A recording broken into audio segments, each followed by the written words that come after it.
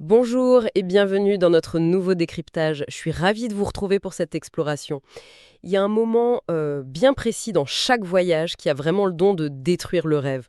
On sort tout juste des portes automatiques de l'aéroport et paf, la carte postale idyllique qu'on s'était forgée en ligne, elle se déchire. Ah oui, ça c'est le choc frontal avec le terrain. Bonjour à tous au passage, je suis super content d'être là. Soudainement, la ville devient un labyrinthe, mais complètement hostile. Fini l'image apaisante du petit thé à la menthe sur une terrasse ensoleillée. On se retrouve bombardé par le bruit, la chaleur et des codes culturels qu'on pige absolument pas. Ouais, et le pire dans tout ça, c'est cette sensation de surcharge cognitive immédiate. Le cerveau y bascule instantanément de l'anticipation joyeuse à un pur mode de survie urbaine. C'est clair. On a le regard figé sur l'écran du téléphone à rafraîchir un GPS qui capte rien dans les petites ruelles. Exactement. Avec cette peur sourde de se perdre ou de faire une erreur culturelle grossière, ou même d'être perçu uniquement comme un portefeuille ambulant. C'est une transition hyper brutale que le secteur du tourisme préfère souvent occulter, quoi. Et bah c'est précisément ce décalage saisissant qui est au cœur de notre exploration aujourd'hui. On va examiner un manifeste stratégique super détaillé. Ça présente un projet qui s'appelle Sit Inside et son moteur conceptuel, la Diafa Academy. Un document fascinant. L'idée et la création de tout ce projet ont été portées par Wafdi Ben Yahya, et notre mission aujourd'hui, c'est de comprendre comment cette initiative ambitionne de prendre une valeur culturelle marocaine hyper profonde, qui est l'hospitalité. C'est ça. Pour la transformer en une vraie infrastructure économique, urbaine et au final souveraine. Bon, on va décortiquer tout ça. Parce qu'on réalise hyper vite en lisant les documents que c'est pas du tout une énième application pour trouver des restos. Ah non, loin de là. En fait, le document y pose un diagnostic qui remet en question absolument toute la chaîne de valeur du tourisme classique. Voyez, explique-nous un peu. Parce que l'industrie maîtrise à la perfection aujourd'hui, ce sont les points de chute. Le vol, le transfert privé, la chambre d'hôtel luxueuse, le petit billet coupe-fil pour le musée. Tout ça, c'est millimétré. Tout à fait. Mais le ressenti profond d'un voyageur, ça se limite pas à ces espèces de bulles de confort climatisées. L'expérience réelle est très souvent le point de rupture, ça se forge dans l'entre-deux. C'est ce que le manifeste appelle la fameuse zone grise du vécu urbain. C'est exactement ça. C'est par exemple l'hésitation à un carrefour bondé. C'est l'incertitude face au vrai prix d'une course en taxi ou d'un objet artisanal au marché. Grave. C'est ce sentiment d'isolement total au beau milieu d'une foule bouillonnante. Le voyageur moderne, il est vachement paradoxal au final. C'est-à-dire. Il refuse catégoriquement d'être mis dans un bus avec 50 autres personnes. Il veut vivre la ville comme un vrai local. Mais en même temps, il souffre d'une asymétrie d'information totale. Oui, il a tout simplement pas le mode d'emploi de la rue. Voilà. Et cette asymétrie, elle crée une vraie vulnérabilité. Parce que personne ne gère cette fluidité urbaine de manière institutionnelle. Or, c'est précisément ce chaos organique qui peut littéralement anéantir la valeur perçue de tout le séjour. Ah ouais, genre une seule interaction stressante peut tout gâcher. Absolument. Un seul moment d'insécurité ou de confusion un peu prolongé dans cette zone grise, ça peut effacer le souvenir d'un hôtel 5 étoiles. L'hôtel, il te vend une prévisibilité. Mais dès qu'on franchit le seuil pour aller marcher en ville, on entre dans un espace où aucune plateforme mondiale peut garantir la qualité de l'interaction humaine. Tu sais, ça me fait penser à une analogie. C'est un peu comme si on achetait un billet hors de prix pour aller voir un magnifique opéra. Je vois où tu veux en venir. On a réservé vraiment le meilleur siège de la salle. On sait que la musique sera grandiose. Mais pour arriver jusqu'à ce fameux siège, il n'y a absolument aucun ouvreur. Et les couloirs du théâtre sont plongés dans l'obscurité totale. Exactement. Les panneaux indicateurs sont écrits dans une langue incompréhensible. Et du coup, il faut presque jouer des coudes dans un véritable parcours du combattant pour s'asseoir. Et quand on y parvient, enfin le cœur bat tellement fort et le stress est tel qu'il est juste impossible de profiter de la première symphonie. C'est ça, le trajet a tué la destination. Mais tu vois, en lisant ce manifeste, il y a une question qui m'a vraiment taraudée. Laquelle? Pourquoi Wafdi Ben Yahya décide-t-il de s'attaquer spécifiquement à cette rue, à cette zone grise hyper chaotique? Pourquoi pas faire ce que tout le monde fait et juste investir dans de meilleurs hôtels ou des flottes de bus plus luxueuses? Pourquoi s'embêter avec l'imprévisibilité de l'espace public en fait? Alors ça, c'est pour une raison structurelle vraiment incontournable. C'est l'accroissance des flux. L'hôtellerie et les transports, ça opère dans des espaces fermés. On peut toujours multiplier les murs ou les sièges. D'accord. Mais la rue, les médinas historiques, les centres-villes, eux, ils sont pas extensibles. City Inside, c'est pas du tout conçu pour faire la promotion de la destination. Ah non, c'est vraiment autre chose. C'est conçu pour agir comme une architecture d'hospitalité de terrain. Il s'agit de réintroduire de la lisibilité, de la sécurité d'usage et surtout une médiation humaine rassurante. Exactement là où le béton et les algorithmes échouent. Et pour comprendre pourquoi ce modèle émerge avec une telle urgence, et spécifiquement au Maroc, il faut se pencher sur la temporalité et les chiffres. Oui, les chiffres sont assez dingues. Le narratif de ces sources, il n'est pas du tout basé sur de vagues prévisions. C'est une réalité qui a déjà percuté le pays. On parle d'une trajectoire, mais fulgurante. 14,5 millions de visiteurs en 2023. Et ça s'est pas arrêté là. Ah non, 17,4 millions en 2024 et le cap astronomique des 19,8 millions de visiteurs en 2025, générant 138 milliards de dirhams de recettes. La feuille de route nationale, elle visait 17,5 millions pour 2026 à la base. C'est fou. Le pays a littéralement fracassé ses propres objectifs avec une année d'avance. Exactement. Et cette accélération, elle modifie complètement la donne, non? Ah bah totalement, hein. Quand une destination passe de 10 à près de 20 millions de visiteurs en un temps aussi record, les irritants urbains dont on parlait tout à l'heure, c'est plus du tout de simples anecdotes de voyage. Ça devient quoi alors? Ça devient des goulets d'étranglement systémiques. Plus le volume de touristes augmente, plus la pression sur l'infrastructure informelle des villes s'intensifie. C'est mathématique. Il y a un événement précis dans le manifeste qui sert de cas d'école monumental. Faut qu'on en parle. C'est la Coupe d'Afrique des Nations, la fameuse CAN 2025. Ah oui, alors là, c'est l'exemple parfait. Maintenant que cet événement est déjà passé, on peut vraiment en mesurer l'impact réel. Il faut faire super attention à la temporalité ici. C'était pas juste un tournoi de football. Non, c'était un énorme crash test. Un crash test grandeur nature de l'hospitalité urbaine marocaine. Les documents rappellent un chiffre hallucinant. Lors d'une des phases de vente des billets ont été réservés depuis 135 pays différents. 135 pays? C'est gigantesque. Plus de 250 000 billets écoulés en 72 heures. La CAN 2025 a prouvé la capacité d'attraction globale du pays d'une façon complètement irréfutable. Il faut imaginer ce que ça représente concrètement sur les trottoirs de Casablanca, Rabat ou Marrakech. Des supporters qui viennent de 135 pays, avec des langues, des attentes et des repères spatiaux, mais totalement différents. Et ils débarquent tous en même temps? C'est ça, qui débarquent simultanément. C'est une charge logistique et émotionnelle inouïe pour les centres urbains. Ça met une lumière très crue sur le besoin absolu de cette fameuse fluidité. Et tu vois, c'est là que ça devient vraiment super intéressant. Parce que cette explosion touristique, elle croise une autre statistique du document qui est beaucoup plus dure socialement. Oui, le paradoxe social. D'un côté, on a donc ces millions de visiteurs désorientés qui cherchent du lien humain et de l'aide dans les rues. Et de l'autre, on regarde les chiffres de l'emploi pour cette même année 2025. Et ils sont préoccupants. Mais alors, ça s'envole à 37,2% chez les jeunes de 15 à 24 ans. Et ça atteint 19,1% chez les diplômés. Ouais, c'est massif. On a donc des centaines de milliers de jeunes, souvent polyglottes, qui maîtrisent parfaitement les codes de leur ville, mais qui sont laissés sur le bord de la route de cette croissance économique. Et la juxtaposition de ces deux réalités, c'est le fondement même de la réflexion de Wafdi Ben Yahya. Il y a une demande de médiation massive et assez désespérée dans la rue. Et en face, une offre de compétences locales qui est totalement inutilisée. Moi, en lisant ça, mon réflexe immédiat, ça a été de me dire OK, la solution est évidente. On est à l'ère de la Silicon Valley. Ouais, on fait une appli et hop. Bah voilà, on crée une application, on géolocalise un touriste perdu, on le match avec un jeune étudiant qui veut se faire de l'argent de poche pour le guider, on prend une commission et le problème est réglé. C'est le modèle Uber appliqué à l'accompagnement touristique en gros. Alors, c'est la conclusion facile. Mais si on comprend bien le document, c'est exactement ce qu'ils ne veulent pas faire. Ah bon? Mais pourquoi? Parce que c'est l'écueil absolu. Et le texte est sans équivoque là-dessus. Si le projet s'était contenté d'être une plateforme de mise en relation opportuniste, tu sais, type gig economy, il se serait fracassé contre un mur réglementaire. Un mur réglementaire, comment ça? Le tourisme, c'est pas le transport de VTC, c'est un écosystème qui est hautement légiféré. Le métier de guide officiel, par exemple, ça exige des années de formation, des accréditations d'État et une maîtrise académique de l'histoire et du patrimoine. Ça crée une confusion dramatique avec les professions réglementées. C'est l'illégalité assurée. Ah ok, je vois. C'est là toute la subtilité en fait. Wafdi Ben Yahya a identifié cette frontière juridique stricte, non pas comme un mur qui bloque le projet, mais comme un moule pour créer un tout nouveau métier. C'est super bien résumé. Un modèle hybride qui fait ni dans la réservation d'hôtels, ni dans le guidage historique, mais qui se concentre purement sur la réassurance, l'orientation et la médiation de rue. C'est toute l'intelligence du montage.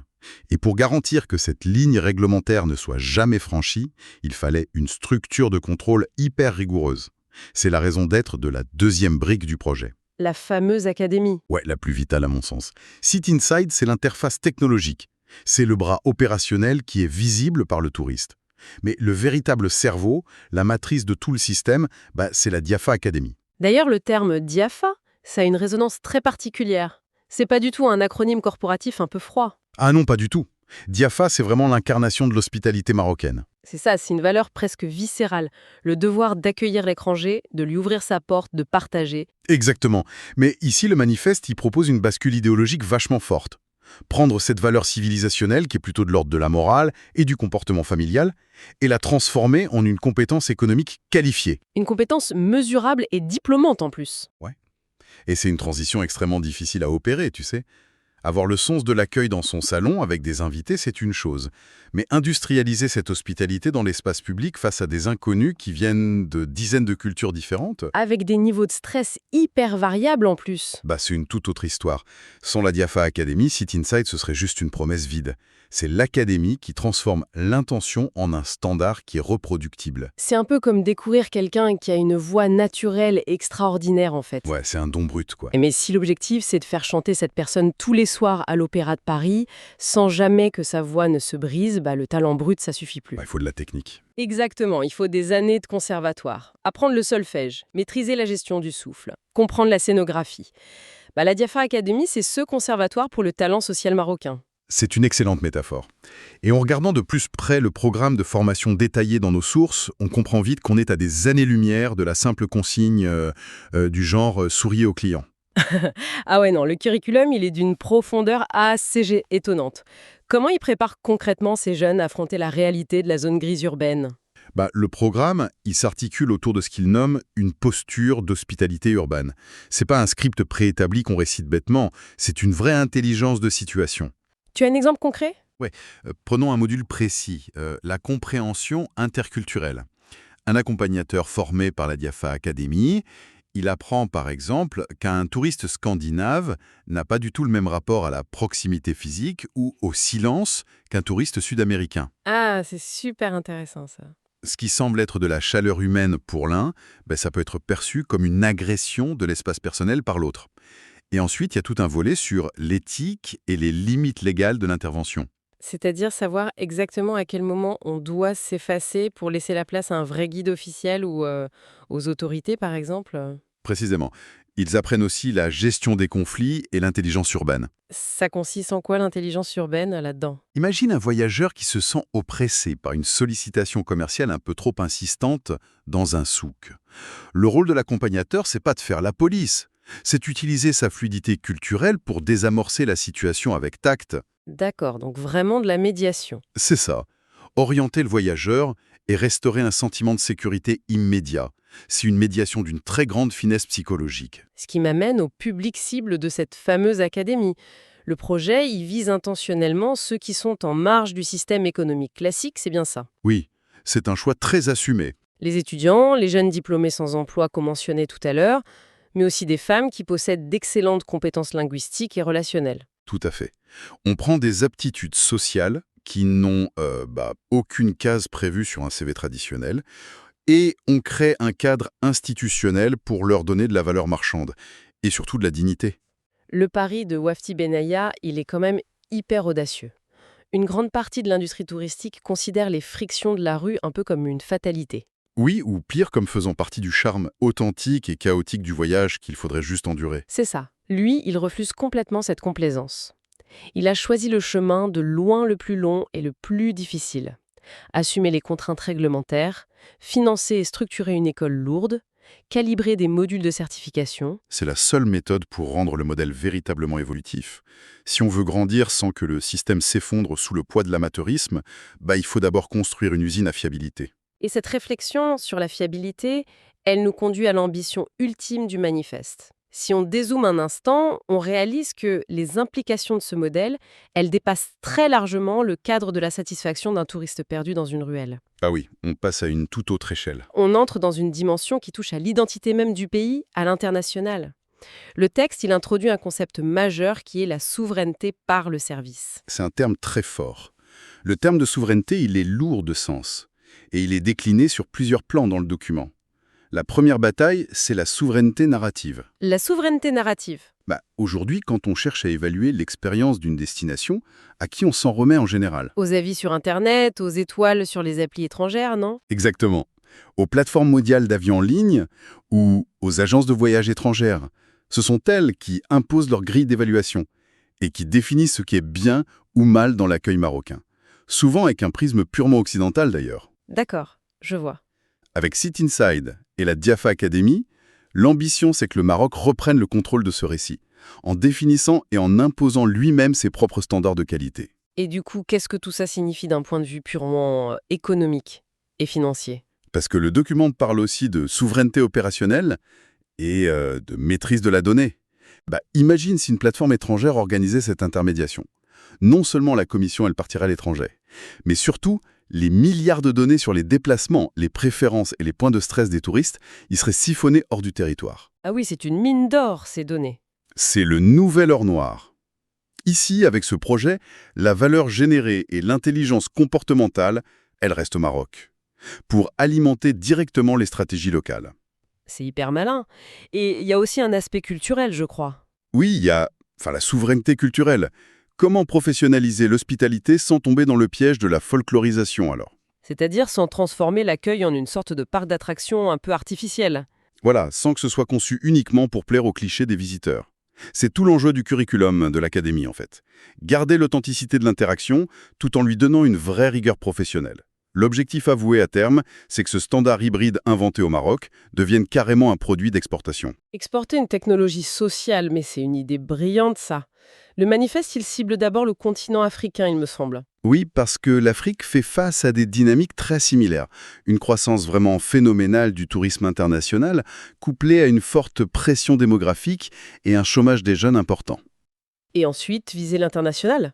Le Maroc se contenterait plus de consommer ou de copier les modèles d'hôtellerie suisse ou de conciergerie américains.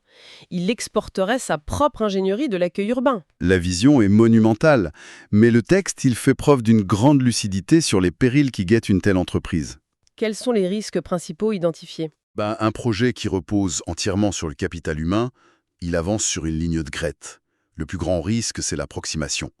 Un recrutement laxiste au sein de la Diafa Academy ou un manquement à l'éthique sur le terrain, et c'est toute la promesse de confiance qui s'évapore. C'est très fragile. Très fragile. Et par ailleurs, il y a aussi le mur des habitudes institutionnelles. C'est-à-dire le besoin d'une pédagogie constante auprès des autorités incites. Absolument.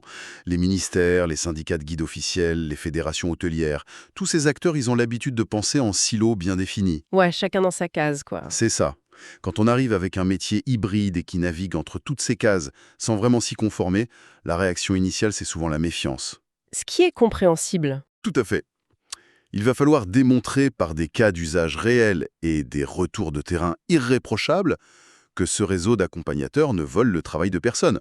Bien au contraire, j'imagine. Oui, au contraire, il comble un angle mort sécuritaire et psychologique qui bénéficie à tout l'écosystème. Même un palace a tout intérêt à ce que son client ne soit pas harcelé à 2 rues de son entrée majestueuse, tu vois. C'est clair, c'est dans l'intérêt de tout le monde. Si on devait synthétiser notre analyse de ce document hyper riche, on pourrait dire que la vision de Wafdi Ben Yahya, elle prend racine dans une collision assez spectaculaire de réalités marocaines. Une collision très productive, oui. D'une part, un boom touristique sans précédent, magnifiquement mis en exergue par les foules de la récente Cannes 2025 dont on parlait, qui est déjà derrière nous. Et d'autre part, la pression sociale un peu étouffante d'une jeunesse urbaine surdiplômée et sous-employée. La réponse formulée, c'est pas un gadget digital de plus. Non, c'est une vraie vision à long terme. Sit Inside et la Diafa Academy, ça forme une réponse structurelle. Ils commercialisent pas des nuits d'hôtel ni des visites historiques. Ils commercialisent la confiance dans l'espace public.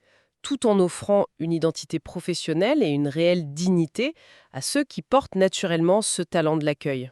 C'est la définition même de l'innovation sociale, selon moi. Transformer un héritage culturel séculaire en une réponse économique millimétrée face aux défis de la globalisation. Ce qui nous ramène à cette image du tout début de notre échange, ce fameux moment où l'on franchit les portes de l'aéroport. Le moment de vérité. Toute la mission de ce projet, c'est de faire en sorte que cette première interaction avec l'inconnu ne déclenche plus un mode de survie, mais qu'elle marque le début d'une immersion super sereine, encadrée par une excellence purement marocaine. C'est une belle promesse. Et au fond, cette initiative, elle soulève une réflexion fascinante qui dépasse largement les frontières du pays. Si le Maroc parvient à structurer, calibrer et industrialiser son trait culturel le plus instinctif pour en faire une technologie sociale souveraine et exportable, Alors, tout devient possible? exactement. Alors, à l'échelle du globe, quels autres traits culturels, aujourd'hui invisibles ou considérés comme de simples coutumes pittoresques, n'attendent que leur propre académie pour devenir les grands moteurs économiques de demain? Une excellente question pour terminer. Merci de m'avoir invité pour en discuter. Merci à toi pour cette analyse éclairante et merci à tous ceux qui nous écoutent. On se retrouve très vite pour un prochain décryptage.